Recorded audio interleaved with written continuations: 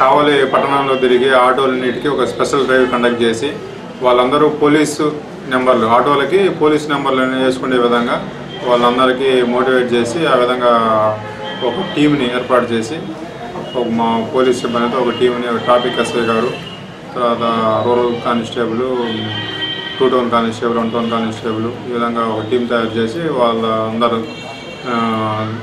ఆటోల దగ్గర నుంచి రిజిస్ట్రేషన్ సర్టిఫికేట్లు, ఆటో రిజిస్ట్రేషన్, డ్రైవింగ్ లైసెన్సు, తర్వాత పొల్యూషను, బండికి సంబంధించినటువంటి డాక్యుమెంట్స్ అన్ని తీసుకొచ్చి వాళ్ళు చూపించి అవన్నీ వెరిఫై చేయించిన తర్వాత అవి ఆటో ఓనరు, ఆటో డ్రైవరు వాళ్ళ ఫోటోలు తీపించి ఒక చార్ట్ లాగా తయారు చేసి ఆటోకి ఒకటి అదే ఇన్ఫర్మేషన్ మొత్తం పోలీస్ స్టేషన్లో ఒక రికార్డులో మెయింటైన్ చేసి ప్రతి ఆటోకి ఒక పోలీస్ నెంబర్ ఇవ్వడం జరుగుతుంది. ఈ విధంగా టౌన్లో తిరిగే వాళ్ళు టౌన్లో తిరిగేటువంటి ఓన్లీ టౌన్లోనే తిరిగే ఆటోలతో పాటు చుట్టుపక్కల ఇక్కడి నుంచి అటు పెద్దపవన్ రోడ్లో కొండాపురం మండలం వెళ్ళేవాళ్ళు, ఇటు తుమ్మలపేంట రోడ్లో తుమ్మలపేంట ఆ రోడ్లో కూడా పల్లెటూరులకు వెళ్ళే ఆటోలు, జలదంకి మండలం, తిప్ప, బిట్రకొండ ఇటువంటి ఏరియాలకి, ఇటు ప్రకాశం డిస్టిక్ వైపుకి, గుడ్లూరు వైపుకి వెళ్ళేటువంటి ఆటోలు ఈ అన్ని స్టాండ్లకి అందరికీ చెప్పి వాళ్ళందరూ పోలీస్ నెంబర్లు వేసుకునే విధంగా చేస్తున్నాం. ఎందుకంటే ఇదంతా ఎటువంటి అఫెన్సులు జరగకుండా ఏదైనా ఆటోలో ఏదైనా వస్తువులు మర్చిపోయినా ఆ నెంబర్ నోట్ చేసుకొని ఉంటారు కాబట్టి వాళ్ళ ఆటోలో ఈ విధంగా జరిగింది, లేకపోతే ఆటో వాళ్ళు ఏదైనా యాక్సిడెంట్ చేసిపోయినా వాళ్ళ ఆటో యొక్క రిజిస్ట్రేషన్ నెంబర్ చూడకుండా పోలీస్ నెంబరు సింపుల్గా ఉంటుంది కాబట్టి పోలీస్ నెంబర్ తీసుకొచ్చి పలానా ఆటో అని చెప్తే ఆటో నెంబరు యొక్క రికార్డ్స్ అన్ని మా దగ్గర ఉంటాయి కాబట్టి ఆ నెంబర్కి సంబంధించిన పూర్తి డాక్యుమెంట్స్, పూర్తి సమాచారం మా దగ్గర ఉంటుంది కాబట్టి వెరిఫై చేసుకొని ఏదైనా నేరాన్ని దర్యాప్తు చేయడానికి అవకాశం ఉంటుంది. అదేవిధంగా టౌన్లో కావలి పట్టణంలో చాలా రోజుల నుంచి 2 వీలర్స్ దొంగతనాలు ఎక్కువగా జరుగుతూ ఉన్నాయి. ఇక్కడ 2 వీలర్స్ దొంగతనాలు ఎక్కువగా జరగడానికి కారణం ఏంటంటే main owners 2 wheelers owners handle lock ఇవ్వకుండా పోవటం, తర్వాత లాక్ కూడా దానికే పెట్టేసిపోవటం, అడవుల్లో అకౌంట్ అక్కడ పెట్టేయడం, ఇక్కడ రైల్వే స్టేషన్ దగ్గర ఉంటే ఆ స్టాండ్లో పెట్టకుండా బయట పెట్టేసిపోవడం, ఆ బస్ స్టాండ్లో స్టాండ్లో పెట్టకుండా అక్కడ డబ్బులు కట్టాల్సి వస్తుందని చెప్పేసి బయట పెట్టేసిపోవడం, ఇట్లా నిర్లక్ష్యంగా వదిలేయడం, దొంగలకి అవకాశం ఇస్తామన్నారు. నేను ప్రజలకు కోరేది ఏంటంటే వాళ్ళు 2 వీలర్స్ ఎప్పుడైనా ఎక్కడైనా పెట్టిపోయేటప్పుడు కంపల్సరీ హ్యాండిల్ లాక్ ఒకటి కంపల్సరీ వేసుకోవాలి. అడవుడిగా పోతూ హ్యాండిల్ లాక్ వేయకుండా మామూలు లాక్ వేసేసి వెళ్ళిపోతామన్నారు. హ్యాండిల్ లాక్ కూడా వేసుకుంటే కొంతవరకు ఎవరైనా దొంగలు వచ్చి వేరే మార్గాలంతో దొంగతనాన్ని చేయడానికి ట్రై చేసినప్పుడు కొంచెం కష్టంగా ఉంటుంది. ఆ విధంగా వాళ్ళు సేఫ్టీ ప్రికాషన్స్ తీసుకోవాలని కోరుతున్నాం. ఎక్కడంటే అక్కడ బండ్లు పెట్టేసి వదిలిపెట్టిపోకుండా జాగ్రత్తలు తీసుకోవాలని కోరుతున్నాం. మొత్తం రేటు గిట్టు మాట్లాడుకొని ఒకసారి టెస్ట్ డ్రైవ్ చేస్తానని చెప్పి తీసుకెళ్ళాడు. మొన్నటి దినము కావలిపట్నంలోని వెంగళ నగర్లో ఉన్నటువంటి సీతారామయ్య అనే వ్యక్తికి సంబంధించిన టాటా సఫారీ AP 26 AC 7790 అనే వెహికల్ను తను అమ్మదలిచి OLXలో పెట్టడం జరిగింది. దాన్ని వేరే వ్యక్తి ఫోన్లో సంప్రదించి ఆ వ్యక్తిని కొనుక్కుంటానని చెప్పి మొన్నటి దినం 2 గంటల పై ప్రాంతంలో ఇంటికి వచ్చేసి కారు టెస్ట్ చేస్తానని డ్రైవింగ్కు తీసుకెళ్ళి అక్కడి నుంచి వెళ్ళిపోవడం జరిగింది.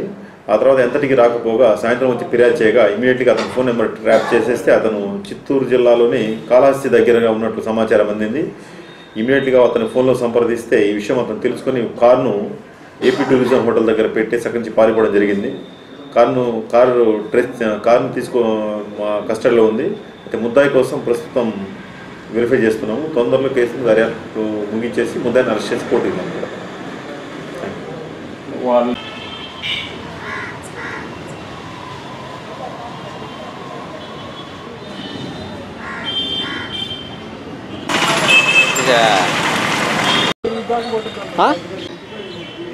ఓకే టీవీ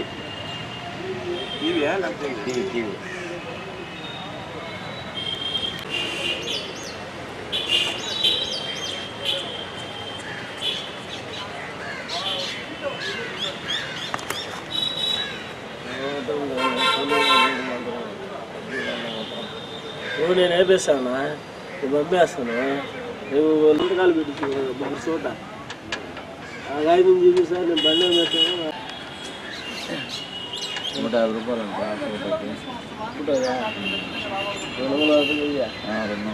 మళ్ళీ ఆరు తీసి ఇచ్చేది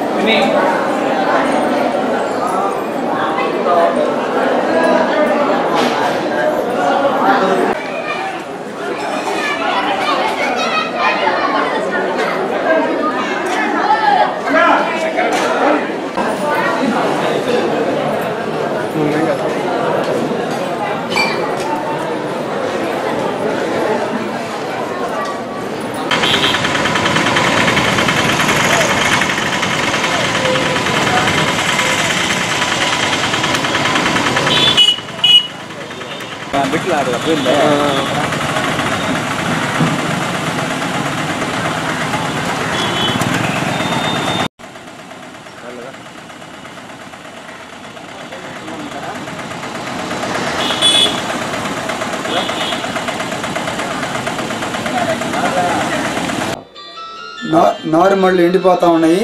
టైం అయిపోయి కూడా నాటాల్సిన టైం కూడా అయిపోయి 2 సంవత్సరాల నుంచి నారులు పోయడం నష్టపోవడం జరుగుతూ ఉంది రైతులు. దీన్ని దృష్టిలో పెట్టుకొని ఆర్డీఓ గారు కానీ అందరూ కూడా అధికారులు కూడా స్పందించి రైతులను కాపాడాల్సిందిగా మనం చేస్తున్నాం. భారతీయ జనతా పార్టీ తరఫున డిమాండ్ చేస్తున్నాను. ఈ సభ్యత్వ కార్యక్రమం మనకు మంచి కార్యక్రమం ఏర్పడింది. ఎందుకంటే ఇప్పుడు మంచి అవకాశం మన పార్టీలు తెచ్చుకున్నారు. సభ్యత్వం ద్వారా అన్ని పార్టీలు మన నాయకులు ఇచ్చేటువంటి కార్యక్రమాలను జయప్రదం చేయాలి. దానిలో భాగంగా మనందరం కూడా ఈ నెల రోజులు మనం ఖచ్చితంగా పనిచేయాలి. ఈ యొక్క బేస్ని రేపు రాబోయే 2019 మనకు ఉపయోగపడుతుంది.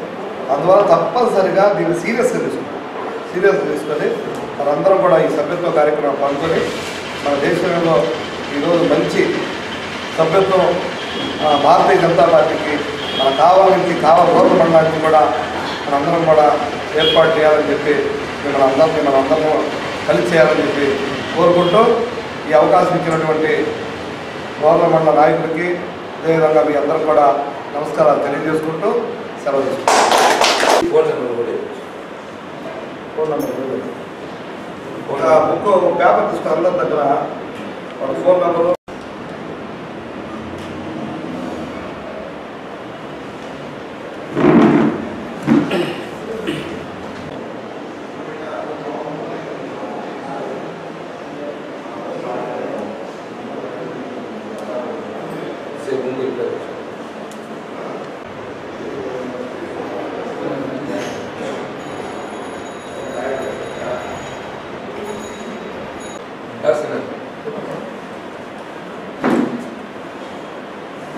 ఉంటారు.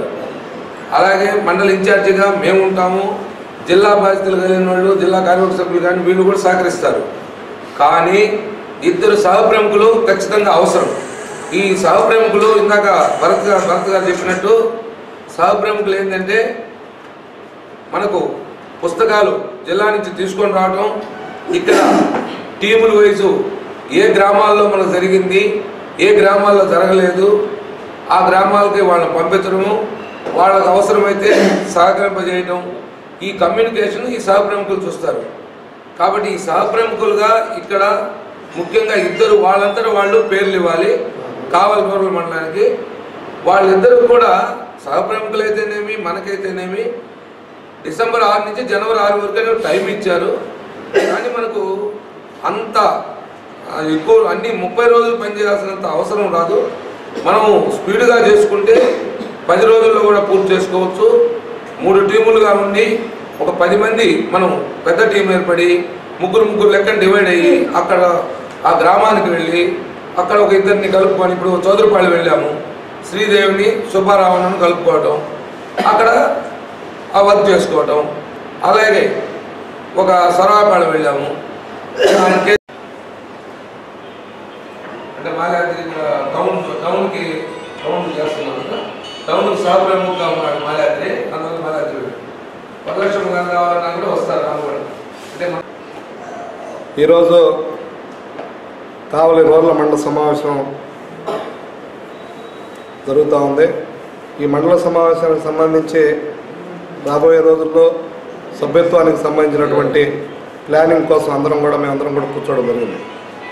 ఈరోజు భారతీయ జనతా పార్టీ సంక్షేమ పథకాలు, అదేవిధంగా ఈ దేశ ప్రధాని నరేంద్ర మోడీ గారు పిలుపునిచ్చేటువంటి అనేక సంక్షేమ పథకాలు అందరూ కూడా చూసి ఈరోజు భారతదేశంలో ఉన్నటువంటి ప్రజలందరూ కూడా భారతీయ జనతా పార్టీలో విరివిగా చేరుతున్నటువంటి పరిస్థితి మనందరం కూడా గమనిస్తూ ఉన్నాం.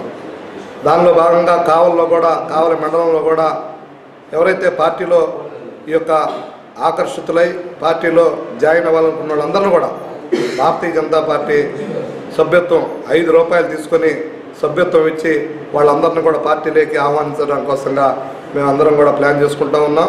దానిలో భాగంగా మేమందరం నాయకులతో కూడా మీ అందరూ కూడా తెలియజేయడం ఏంటంటే, ఈరోజు ఏదైతే ఈ దేశం కోసం కానీ, ఈ రాష్ట్రం కోసం కానీ, ఈ ప్రజల కోసం కానీ పనిచేసే ప్రభుత్వం భారతీయ జనతా పార్టీ ప్రభుత్వం కాబట్టి మీరందరూ కూడా భారతీయ జనతా పార్టీలో సభ్యులుగా చేరాలని కోరుకుంటూ ఉన్నాం.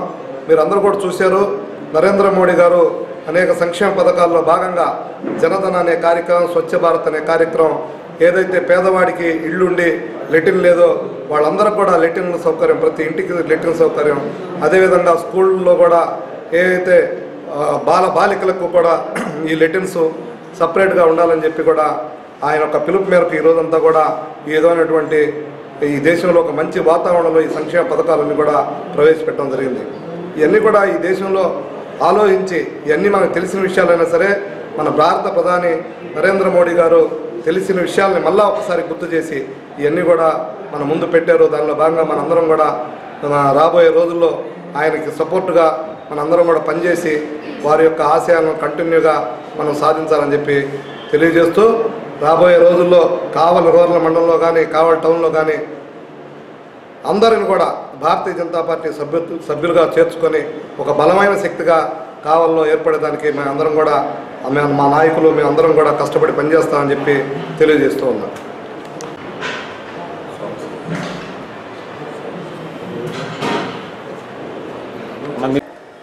ఈరోజు గత 3 సంవత్సరాల నుంచి కావలి రూరల్ మండలంలో పంటలు లేవు, రైతులు చాలా ఇబ్బంది పడుతున్నారు. సోమశిల ప్రాజెక్టులో 42 టీఎంసీలు నీరు ఉన్నప్పటికి కూడా ఇప్పటికీ ఈరోజు సోమశిల ప్రాజెక్టులో 42 టీఎంసీలు నీరు ఉన్నప్పటికీ ఐఓబీబీ మీటింగ్ పెట్టి 2 నెలలు పూర్తవుతున్నా, పైర్లు ఎండిపోతున్నా, రైతులను పట్టించుకునే పరిస్థితి లేదు ఈరోజు ఉన్న గవర్నమెంట్. ఎమ్మెల్యేలు కానీ, గౌరవనీయులైన ఎమ్మెల్యే గారి కావలి నియోజకవర్గంలో కానీ దాని సమస్యలు పట్టించుకోకుండా రైతులు చాలా ఇబ్బంది పడుతున్నారు. మేము సోమశిల ఈయన కానీ వాళ్ళందరిని అడిగినప్పుడు కావలి కాలువకి, కావలి చెరువుకి నీళ్ళు ఇచ్చే పరిస్థితి లేదు అని అంటున్నారు. కరెక్ట్ కాకుండా కావలి రైతులను ఆదుకోవాలా, 3 సంవత్సరాలు కూడా ఎండిపోతే ఇబ్బంది పడుతున్నారు, చాలా కష్టాల్లో ఉన్నారు. ఈ విధంగా నీళ్లు ఇచ్చి కావలి చెరువుకి తప్పకుండా ఈ సంవత్సరం పంటలు పండే విధంగా ఆదుకోవాలని నా జిల్లా కలెక్టర్ గారిని కూడా కోరడం జరుగుతుంది. ఈ సభాముఖంగా బీజేపీ ప్రభుత్వం పార్టీ తరఫున మండల ప్రెసిడెంట్గా నేను ముఖ్యంగా దీన్ని ఖండిస్తున్నాను. ఈ నీళ్ళు ఇచ్చి రైతులను గట్టిగా ఆదుకోవాలి. ఇంకోటి కూడా ఏంటంటే ముఖ్యంగా సిబిఆర్ చిన్నకాక రిజర్వాయర్ బ్యాలెన్స్ దాకా నీళ్లు వచ్చి ఇక యువతలు ఇవ్వలేము అనడం కూడా బాధాకరంగా ఉంది. తర్వాత గౌరారం మేజర్ దాకా వచ్చి అంటే కావలి మండలంలోకి ఎంటర్ అయిన నీళ్లు కూడా కావలి చెరువులోకి ఇవ్వలేకపోతున్నాం రైతులకు అని చెప్పడము బాధాకరంగా ఉంది. కనుక కావలి రైతులను గట్టిగా ఆదుకోవాలని పదేగా భారతీయ జనతా పార్టీ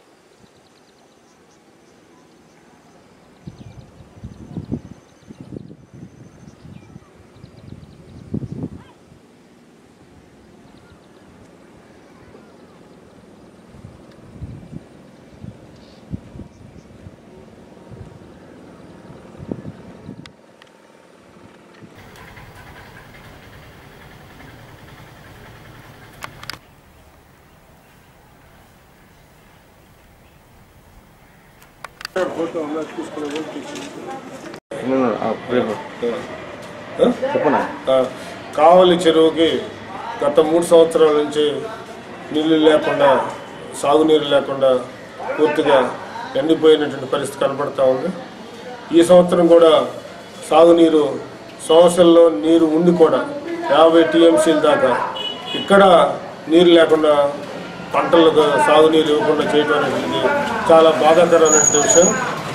అందువల్ల మాజీ ప్రజాప్రతినిధులు కానీ ప్రస్తుత ప్రజాప్రతినిధి కానీ నీరు పారించే దాంట్లో అధికారులు వాళ్ళు ప్లానింగ్ అనేటువంటిది లేకుండా ఉన్నందువల్లనే కావలి, జలదంకి, భోగోలు మండలం చివర గ్రామాలు, కావలి మండలంలోని గ్రామాలు, జల్లంగి మండలంలోని గ్రామాలు ఈరోజు కృత్రిమైనటువంటి కరువుకు గురవటం అనేటువంటిది జరుగుతూ ఉంది.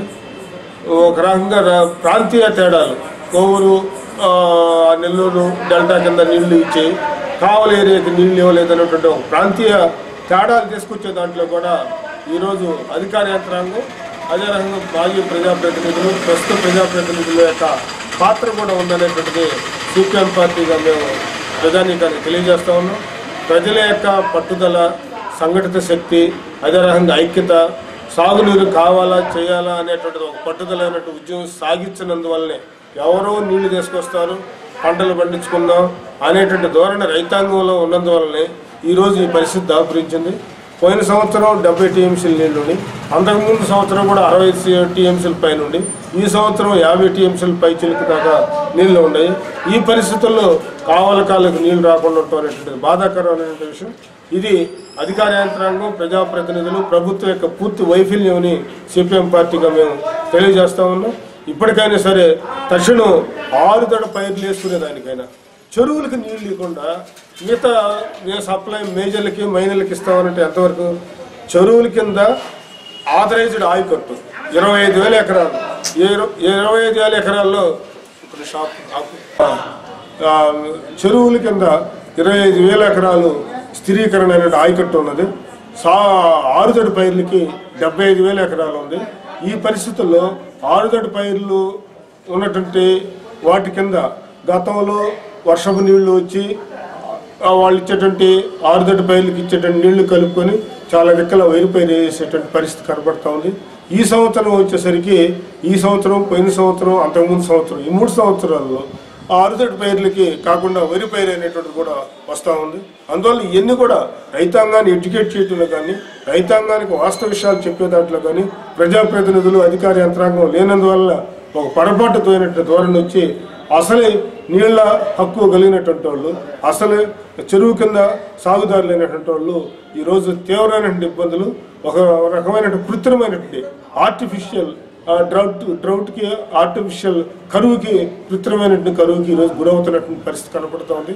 దీనికి రైతాంగం ఎన్ని ఆలోచించి చర్చించుకొని దీని మీద ఒక ఉద్యమాన్ని సాగించాలా. ఏదో ఉద్యమం సాగిస్తే రాదు, అదే రకంగా ఏదో ఎవరో ఇస్తే వసద్ది అనే పొరపాటు ధోరణి ఉన్న వల్ల ఎన్నికల్లో వాళ్ళు తాత్కాలికమైన ప్రభావాలకి, తాత్కాలికమైనటువంటి వాటికి గురి చేసి డబ్బులు, అదే రకంగా వచ్చేసరికి మద్యం, ఇటువంటి వాటికి గురి చేసి ఇటువంటి విషయాలని రైతాంగాన్ని, పేద రైతాంగాన్ని, మధ్యతరగతి రైతాంగాన్ని అడగనీయకుండా చేస్తున్నటువంటి పరిస్థితి కనపడింది. అందువల్ల ఈరోజు రైతాంగానికి కష్టాలు అనేటువంటి వచ్చినాయని సిపిఎం పార్టీగా మేము తెలియజేస్తున్నాం. వీటన్నింటిని చర్చించాలని కూడా సిపిఎం పార్టీ కోరుతా ఉంది. దీని మీద ప్రజలు, ప్రజాతంత్రవాదులు, రైతులు ఉద్యమం సాగించాలని, దానికి పూర్తిగా ముందుండి పోరాడుతుందని సిపిఎం పార్టీగా మేము తెలియజేస్తున్నాం.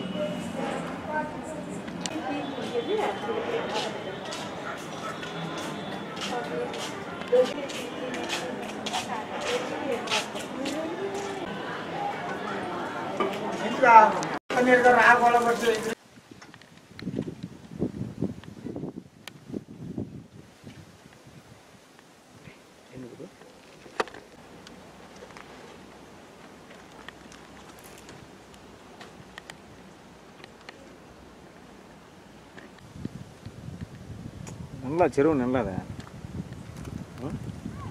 చెరువు మరి 7 దాకా వస్తే మీరు నిలబడ్డ కాడికి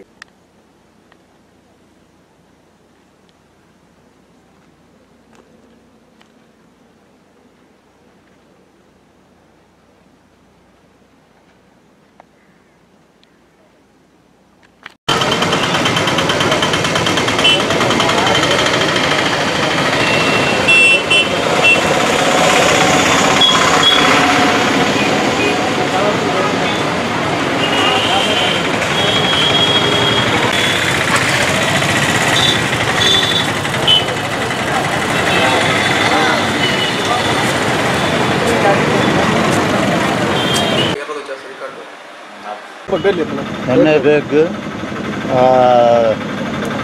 మన సిహెచ్ వెంకటేశ్వర్లు వాళ్ళ ఆధారంలో కె సీనయ్య, కేఎస్ రెడ్డి వాళ్ళ ఆధారంలో కూర్చున్న వాళ్ళు కె మనోహర్ బాబు, ఎస్కేకే భాష.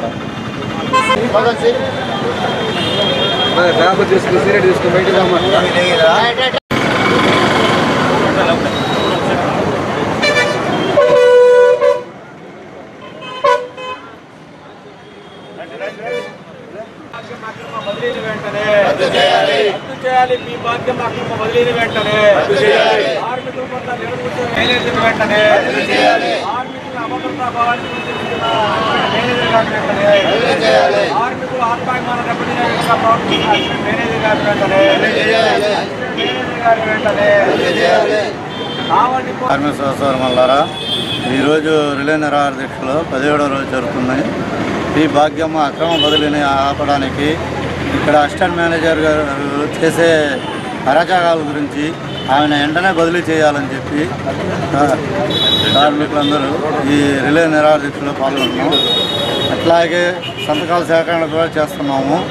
రేపు రాబోయే రోజుల్లో వీళ్ళు మేనేజ్మెంట్ వాళ్ళు దిగి ఏదో భాగ్యమ్మ అక్రమ బదిలీని ఆపి ఇక్కడే ఇచ్చి ఆమెను బదిలీ చేస్తే ఈ సభ దీంతో ముగిస్తాం, లేదంటే ఇది కొనసాగుతామని తెలియజేస్తున్నాం. వెంటనే పై అధికారులు స్పందించి సంబంధించి వెంటనే పరిష్కరించాలి సమస్యని చెప్పి ఈరోజు విద్యార్థులందరూ ఇవాళ ఆర్డీఓ ఆఫీసుకు వచ్చిన విషయం గురించి మనం ఈరోజు మాట్లాడుతున్నాం. ఇప్పుడు ఆర్గనైజేషన్లన్నీ కలిసి మనం స్కాలర్షిప్లో ఒక విద్యార్థికి వచ్చి 520 రూపాయలు రావడం చాలా బాధాకరమైన విషయం. ఇప్పుడు ఎస్సీ, ఎస్టీ, బీసీ విద్యార్థుల్ని ప్రోత్సహించి చదువుకోమని మన ప్రభుత్వం చెప్తుంది. చెప్పిన మాటలే కానీ మనకి స్కాలర్షిప్ పై 1050 రూపాయలు పెంచి వాళ్ళని ప్రోత్సహించాలనే దృష్టితోటి ఈరోజు ప్రభుత్వం చూడకపోవడం చాలా బాధాకరమైన విషయం. మనం ఇప్పుడు ఇలాంటి ఆందోళనలు చేయడానికి విద్యార్థులు కాలేజీలు మాని ఇవాళ రోడ్లు బాట పడుతున్నారంటే దాని నిర్లక్ష్యం అనేది ఇప్పుడు ప్రభుత్వం చూడాల్సిన విషయం. ఇప్పుడు విద్యార్థులందరూ ఇలా రోడ్ల మీద పడి స్కాలర్షిప్ల కోసం ఆందోళన చేస్తున్నారంటే అది చాలా బాధాకరం. ఇప్పుడు ఆర్డీఓ గారికి మనల్ని కలిసి విద్యార్థులందరూ వినతి పత్రం ఇచ్చి దీని గురించి కొంచెం చర్చించమని మనం నిర్ణయించుకున్నాం. అయినా దీని గురించి స్పందన రాకపోతే భారీ ఎత్తున ఆందోళన చేస్తామని మేము హెచ్చరిస్తున్నాం. బీసీ విద్యార్థులు, ఎస్సీ, ఎస్టీ విద్యార్థులు చాలా వెనుకబడిన విద్యార్థులని ప్రభుత్వం ఎన్ని రంగాల్లోనూ ముందుకు ప్రోత్సహిస్తుందని చెప్తూనే ఉన్నా కానీ ఆ మాటలు ఉట్టి మాటలుగా మారిపోవడం ఇప్పుడు మనం చూస్తున్నాం. అయినా ఇంతమంది విద్యార్థులు ఇలా ఆందోళన చేస్తున్నా మనకి స్కాలర్షిప్ పెంచుతారనే ఉద్దేశంలో విద్యార్థులు లేరని ఆందోళన చెందుతున్నారు. ఇకనైనా మా బాధలను పట్టించుకొని మాకు ఇంటికాడ నుంచి వస్తున్న పేద బడుగు బలహీన వర్గాల నుంచి ఎంతోమంది పిల్లలు ఇక్కడ ఉంటున్నారు. అయినా వాళ్ళ గురించి పట్టించుకోకపోవడం అనేది ఇప్పుడు మనం కళ్ళారా చూస్తున్నాం. మాకు సహకరించిన మీడియా వారికి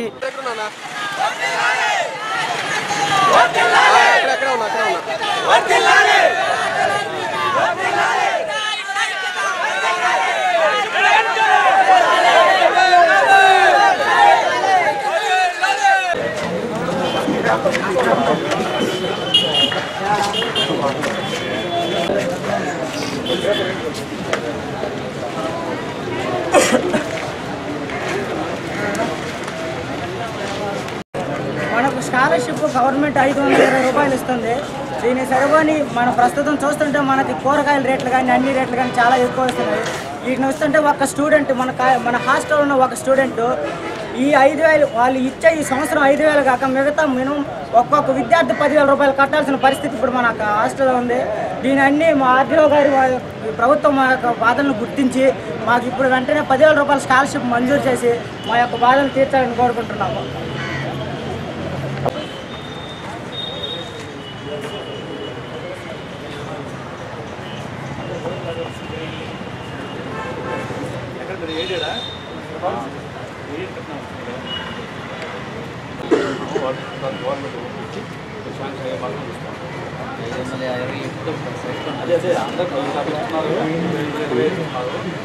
ఎయిడెడ్ స్కూల్స్ కాలేజ్ కూడా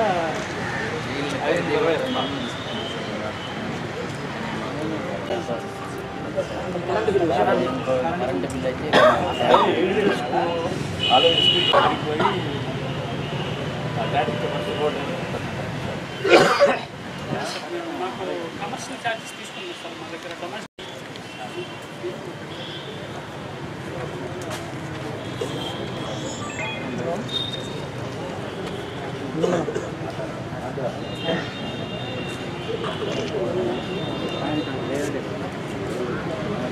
జవహర్ భారత కాలేజీలో మొత్తం స్టూడెంట్స్ 837 మంది హాస్టల్ స్టూడెంట్స్ ఉన్నారు.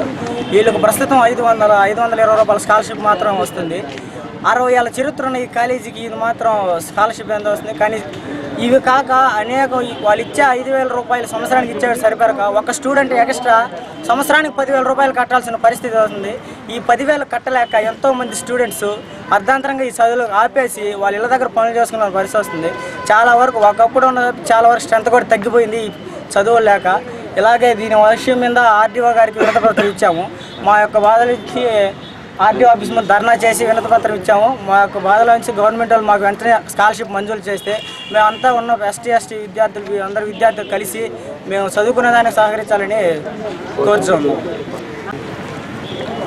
ఈరోజు జవహర్ భారతి హాస్టల్లో కనీసం 800 మంది విద్యార్థులు విద్యను అభ్యసిస్తున్న హాస్టల్లో ఉండి కానీ ఎట్టు సరిపోయిన పరిస్థితి 520 రూపాయల స్కాలర్షిప్ ఇస్తుంది. మాకు 520 రూపాయల స్కాలర్షిప్ మాకు వస్తుంది.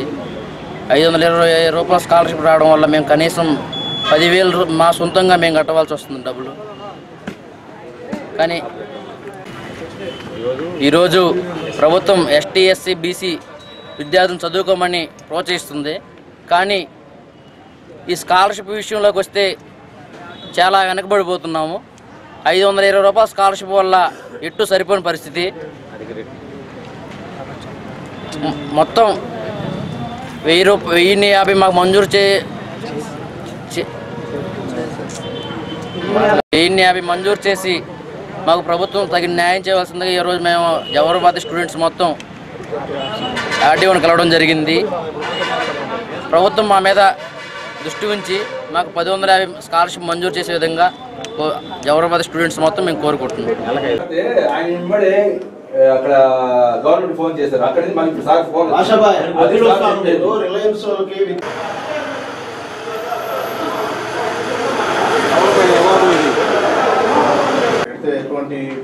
జస్ట్ ఇప్పుడు రిలయన్స్ అతనితో ఫస్ట్ ఫోన్ లో మాట్లాడినప్పుడు కృష్ణాయుడు మాట్లాడించాడు కదా, నేను ఎన్ఓసి మీకు ఇచ్చిన ఎన్ఓసి రిజెక్ట్ చేస్తాను రండి అని చెప్పాను. చెప్పండి ఇక్కడ టవర్ పెట్టడం, ఇక్కడ టవర్ రాష్ట్రం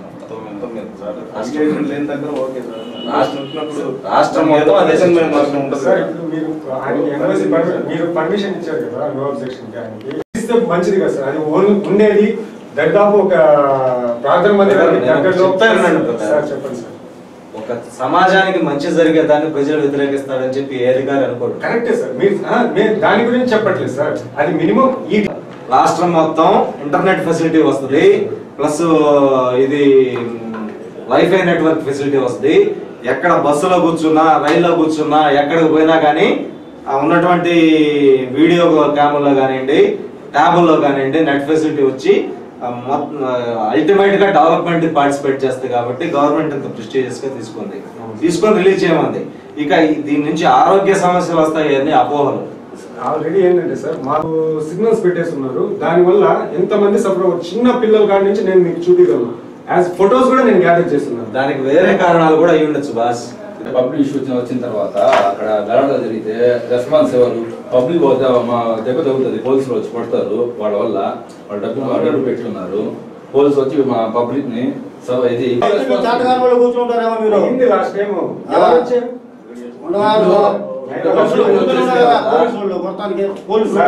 ఒకటే సార్ ఇప్పుడు మీరు దానికి ఎదురుగా డాక్టర్ రంగారెడ్డి వాళ్ళ అబ్బాయి ఇది మొత్తానికి సంబంధించి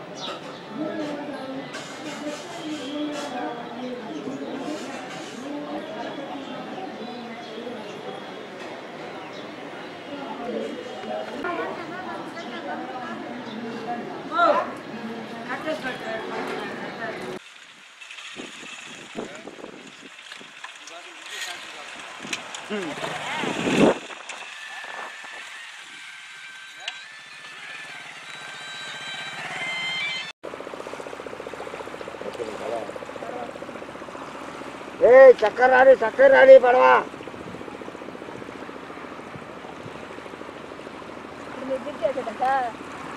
కాదమ్మా చేస్తే మీకు పోతలే డబ్బులా చేస్తే మీకు పోతలే డబ్బులా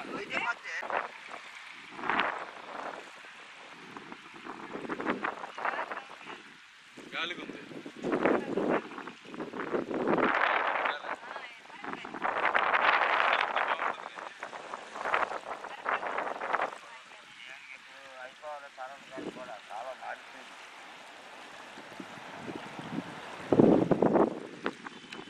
చెప్పలేదు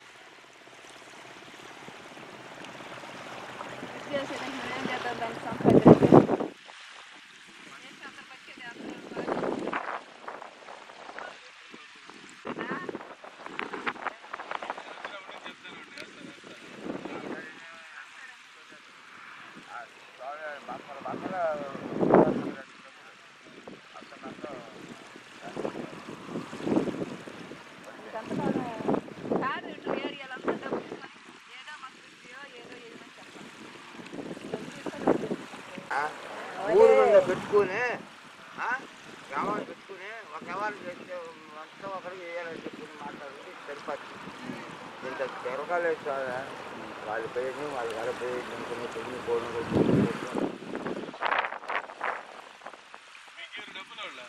పెద్దోళ్ళు మీ ఊరు ఆయాలు ఓటేస్తా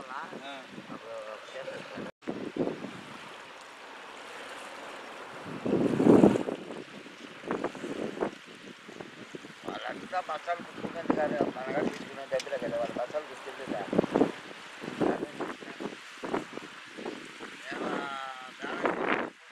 వ్యాపారం చేసేటప్పుడు అదే చిన్న మానవ కోసం రూపాయ ఆ బస్సు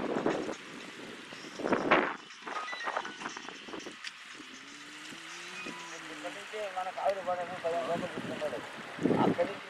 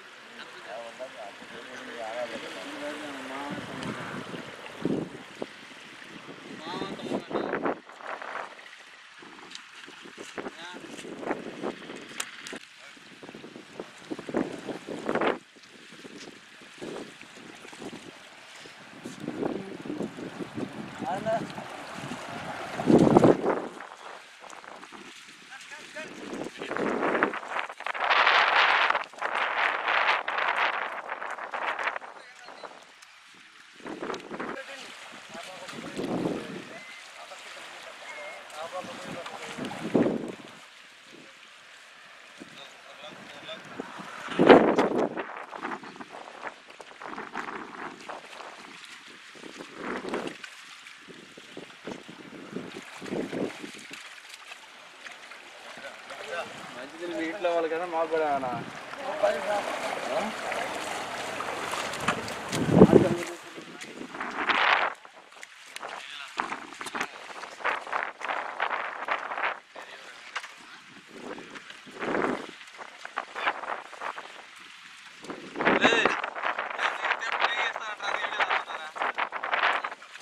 గ్యారంటీలు అడుగు